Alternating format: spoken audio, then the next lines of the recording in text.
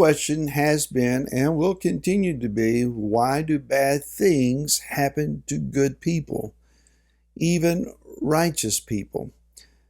This is Barry Phillips with 10-Minute Torah, day number 1 of the Torah portion, Zenu. And we're in, again, Deuteronomy, this time chapter 32, which comprises the Song of Moshe.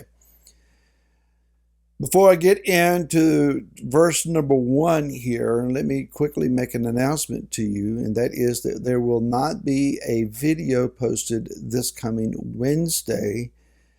From Tuesday night sundown to Wednesday night sundown, my family, my congregation, and I will be observing Yom Kippur. While I realize that there are other calendar determinations, this is the time that we have discerned is correct for us. Whatever day that you are observing, may your fast and your prayers be meaningful, impactful, and life-changing for you and for those around you.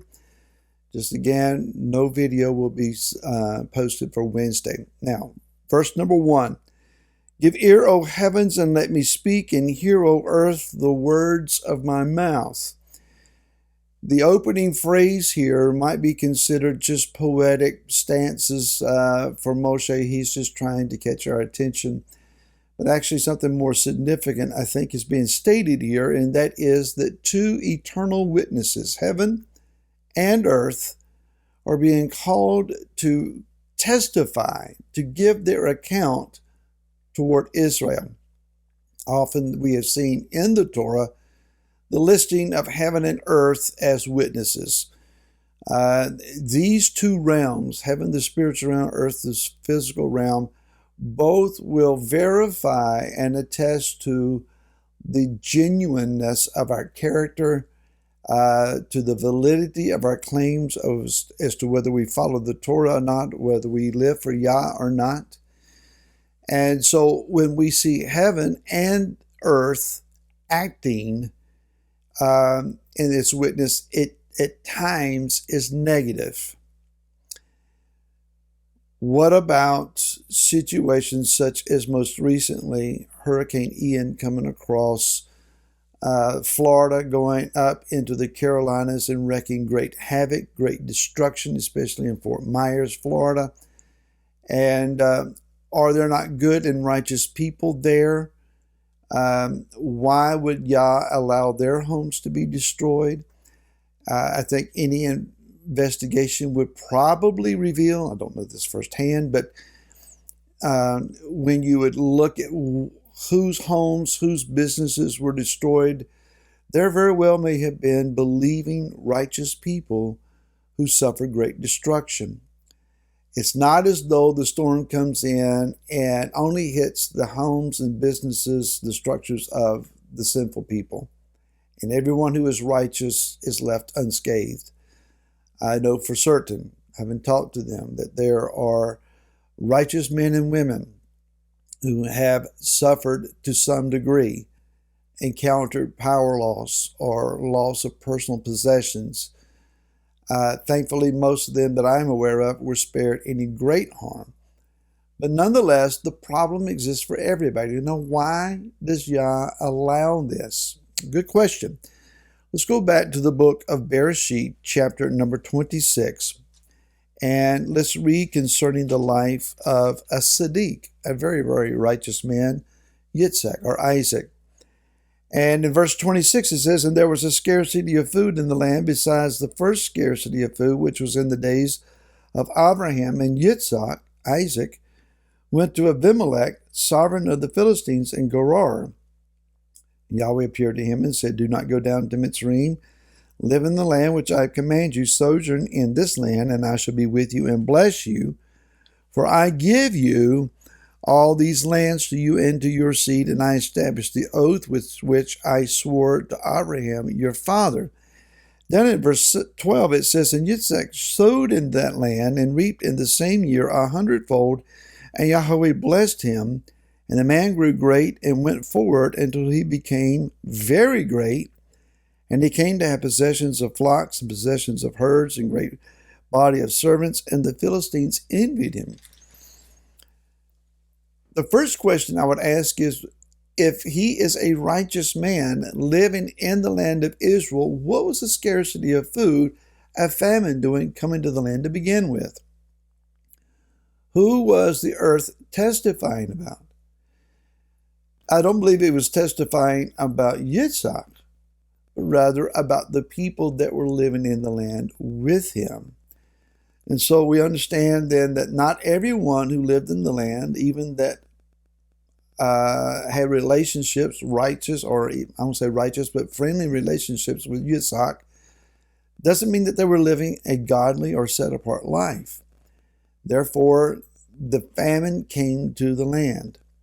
Let's also understand this, that the earth itself is under a curse. Remember, all the way back to the Garden of Eden, that instead of cursing Adam directly as he himself, Yah cursed the earth.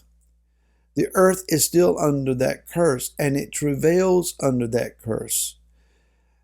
There are times that earth is simply witnessing the fact we are under a curse, and we groan to be delivered from it. Whose fault is that? Not Yah's, it's man's. Yitzhak was righteous. Those around him very well may not have been. The famine came probably, in my estimation, because of those around him.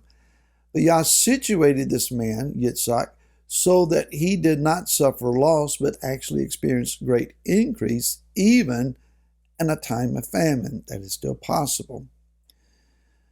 So, considering Florida, there are those that are righteous who live there. Why would this hurricane come? I don't want to be too far out here, but just consider an idea.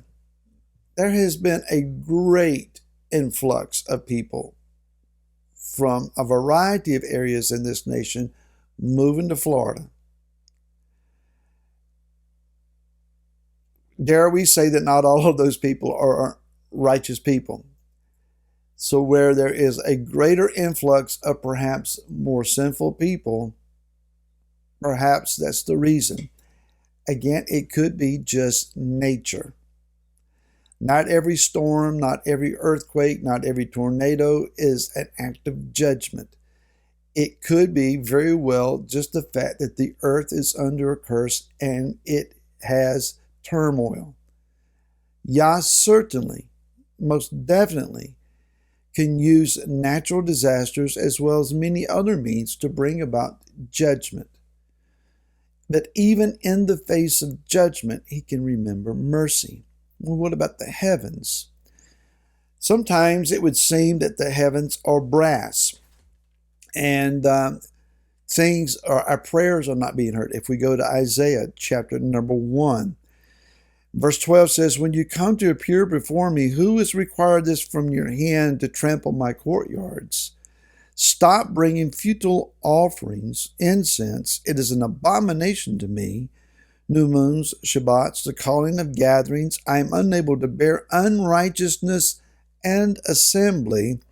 My being hates your new moons and your appointed times. They are a trouble to me. I am weary of bearing them. And when you spread out your hands, I hide my eyes from you. Even though you make many prayers, I do not hear your hands have become filled with blood." Our sins cause Yah to put his fingers in his ears and refuse to listen to us. By comparison, if we go to the book of Daniel, you will find that in Daniel chapter number 10, that he is told in verse number 12, "Do not fear, Daniel, for from the first day that you set your heart to understand and to humble yourself before your Elohim, your words have heard, and I have come because of your words." From the moment you started praying, we were listening. Heaven heard you. Isaiah says our sins have caused the heavens to become like brass, and Yah is not listening to us. Daniel was fasting and praying and humbling himself before Yah, and Yah heard him. The heavens witness as to whether we are legitimate in our walk before him or not. So does the earth. However, with the earth, sometimes it's just calamity because of the curse. Think on these things, and we'll see you again tomorrow. Till then, shalom.